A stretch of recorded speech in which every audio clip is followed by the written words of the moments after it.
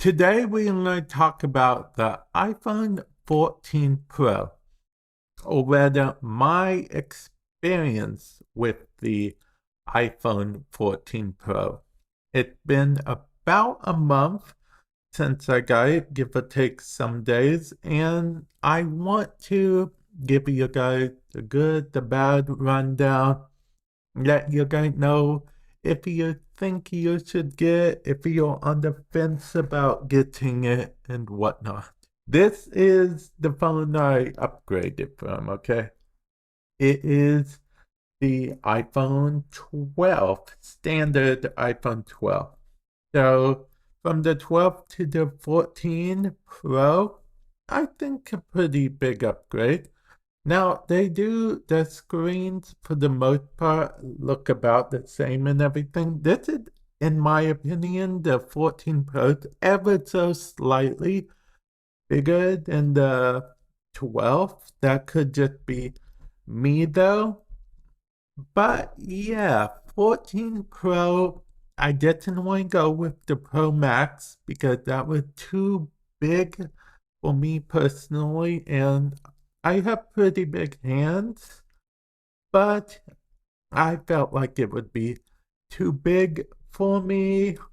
I'll be honest, I don't go out a lot in direct sunlight, so the whole thing with the 2000 luminous brightness doesn't really affect me per se. Or maybe I have gone out and just haven't noticed because it's so bright.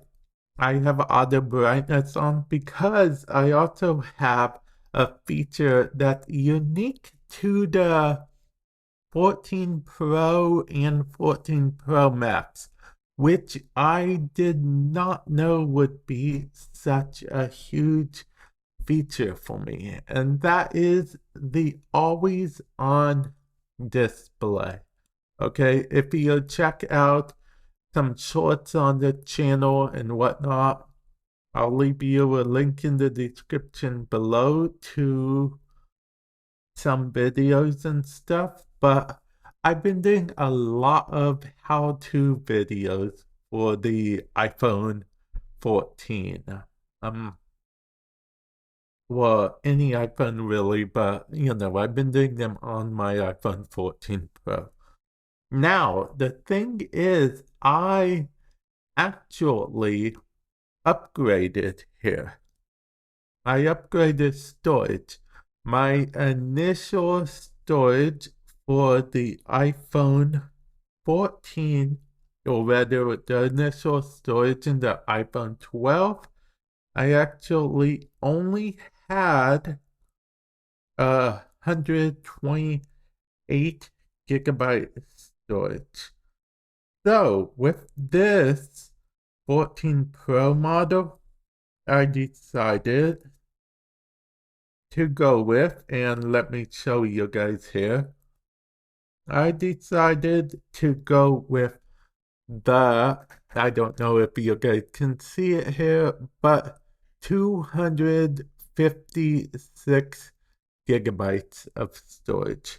That's what I decided to go with, and I actually like it quite a bit. Actually, while you guys are looking at the screen, I'm going to go over the dynamic island, okay? Because the dynamic island is another feature that's exclusive to the Pro and the Pro Max of the iPhone 14. Actually, now that I'm saying it out loud, there are quite a few features that are unique to the Pro and the Pro Max versions of the iPhone 14.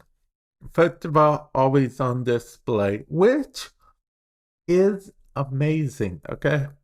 I did not think it would be, but see, I have an Apple Watch, so, and those of you guys who have Apple Watches might be familiar with the whole thing about how when you have the Apple Watch on, if you have it muted for notifications. It auto mutes the notifications when you get a text message on your phone, so you don't really know you got the text message. Well, with the always on display, I actually do know because my phone is usually next to me, and then it just appeared, the text message.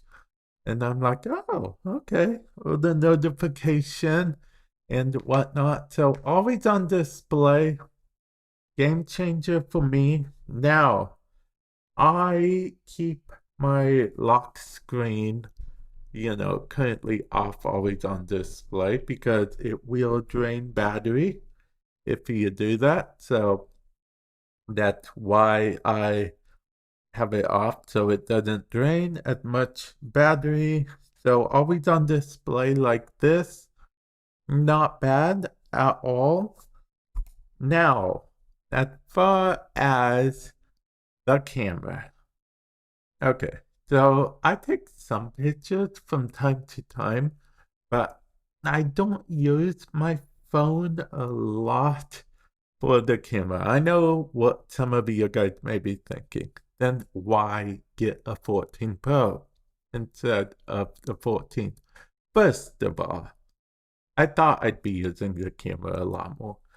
Second of all, 14 Pro, I'm glad I got it because the normal 14 does not have the dynamic island, nor does it have the extended battery life, nor does it actually have always on display. So those weren't things that I actually looked into first, but they are nice bonuses. And whenever I do use the camera, I use the camera. And I like being able to zoom in. It's pretty cool. But one of my favorite features, probably, other than the always on display, is, believe it or not, a feature that is on most iPhones, and it's not actually exclusive to the 14 Pro, which is the actual ability to be able to record the screen on your phone, like so. Like I said, it's on many iPhones and whatnot.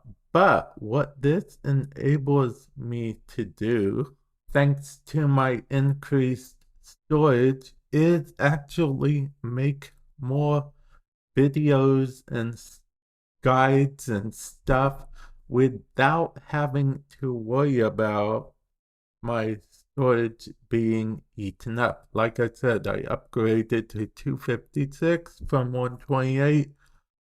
Started to regret it at first, but it really, really, really is good.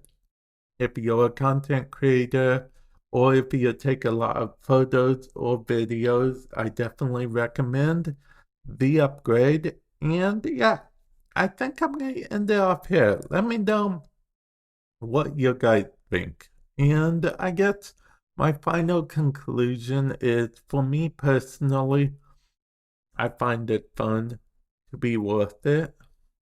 I wanted to make this video because, within the first week or first few days, that's still that new shiny thing feel. So this is kind of beyond that. So yeah, let me know what you guys think. Comment section below. Did you guys get an iPhone 14? If you guys did you get the base model, the Plus, the Pro, or the Pro Max? If you got the base model or the Plus, do you wish you got the Pro after seeing these features, or the Pro Max? Or are you fine without those features I mentioned toward the beginning of the video? Let me know all that, comment section below. And with that said, I will catch you guys in the feature. Later.